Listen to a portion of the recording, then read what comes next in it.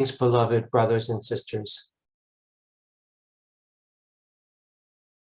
This one had an interesting experience this morning. He woke up a little earlier than usual. And the thoughts started coming. Almost like a vulture sitting on the bedpost saying, "Oh, good, you're up. Think about this." And out of habit, he checked his body and looked for aches and pains. Thought about what was ahead that day. Whether there was something to look forward to or to dread.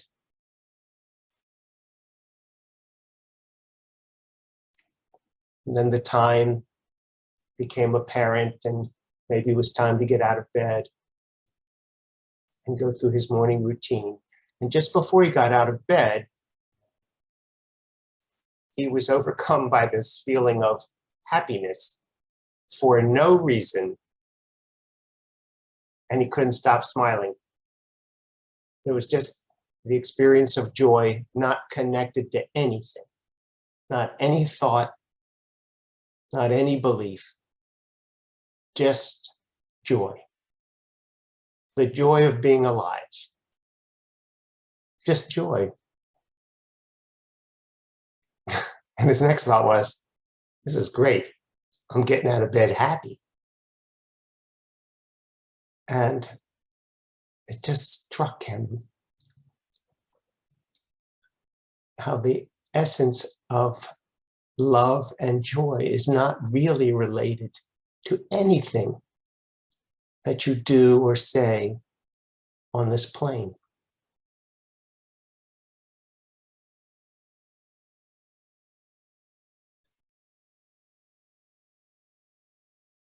He had an experience recently where he, on Sunday, went to a Super Bowl party, and a lot of people are interested in the commercials and the halftime activities. But the people he was with, several of them made comments about their distaste for the halftime show. And they had their reasons.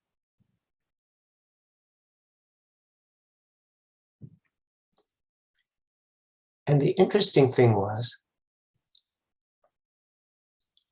reasons and beliefs and strongly held opinions are not what they seem to be.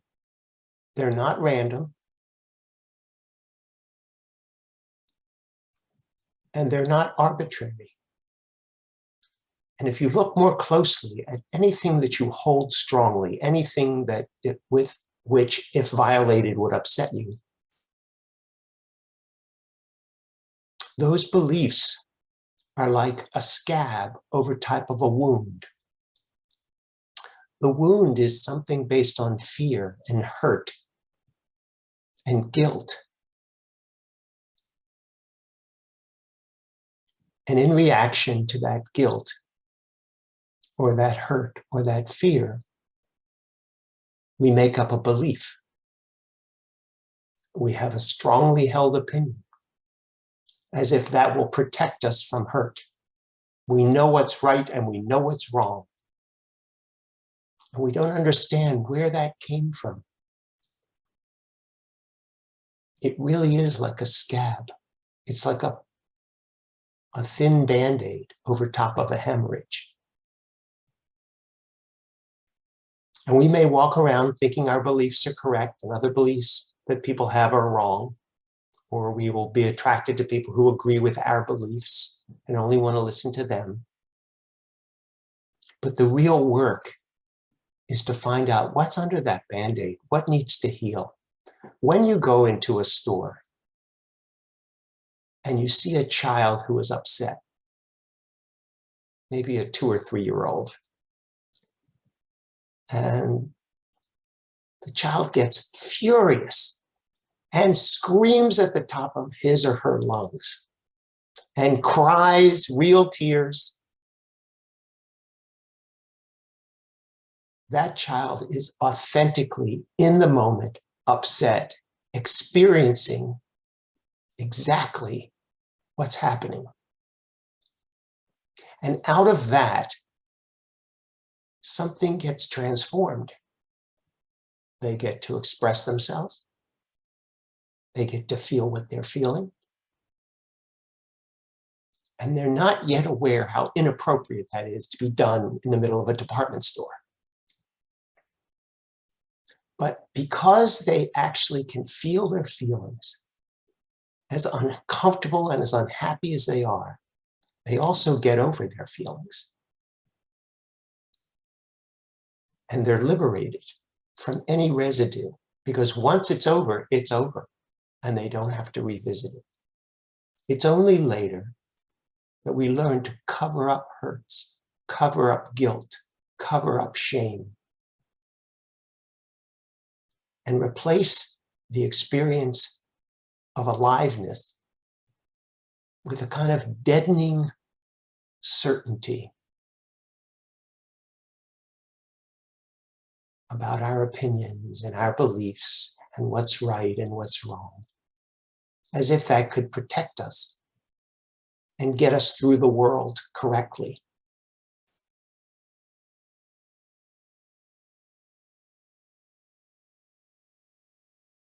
The next time you find yourself strongly feeling that certain things are right and certain things are wrong, go a little deeper and see if you can discover where that came from.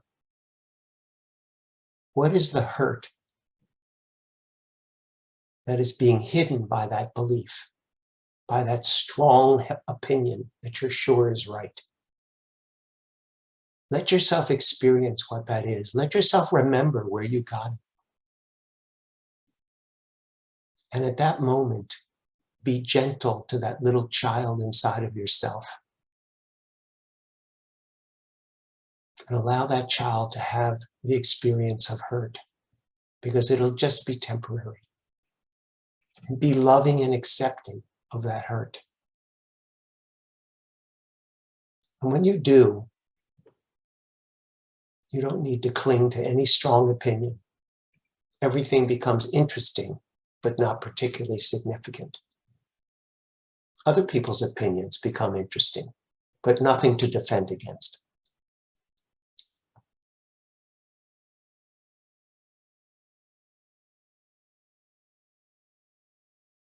Go deeper, if you can, into your own beliefs and try to find out, what are they over top of? Where did they come into being? How did they form? And do they still serve you?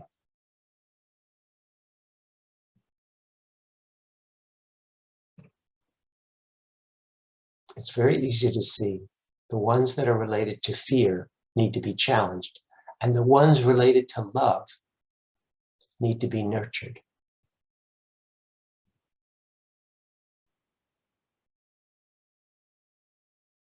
Just let yourself notice. It's a wonderful feeling to loosen up on your certainty, to be curious how things will unfold, and to allow happiness to arise for no reason at all.